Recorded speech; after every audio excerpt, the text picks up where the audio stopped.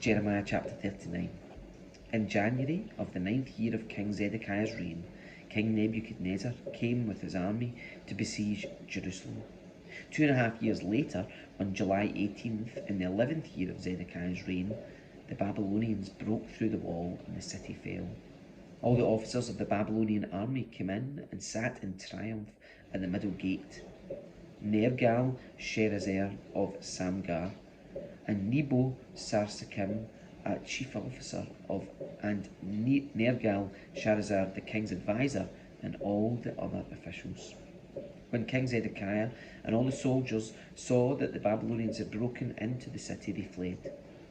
They waited for nightfall and then slipped through the gate between the two walls behind the king's garden and headed toward the Jordan Valley. But the Babylonian troops chased the king and caught him on the plains of Jericho.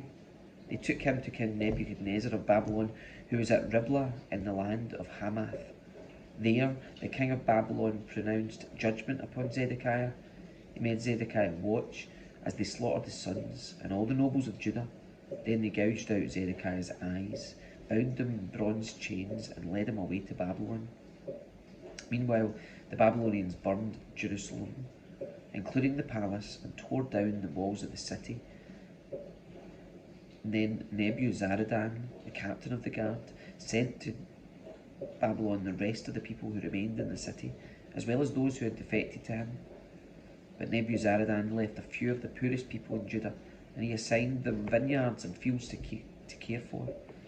King Nebuchadnezzar had told Nebuzaradan, the captain of the guard, to find Jeremiah. See that he isn't hurt, he said. Look after him well and give him anything he wants.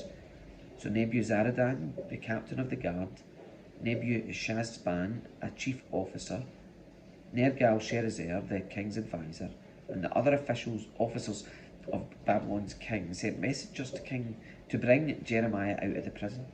They put him under the care of Gedaliah, son of Ahikam and grandson of Shaphan, who took him back to his own home.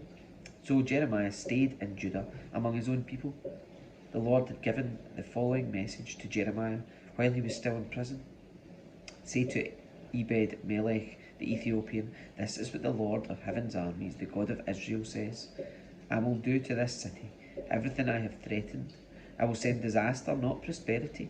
You will see its destruction, but I will rescue you from those you fear so much. Because you trusted me, I will give you your life as a reward.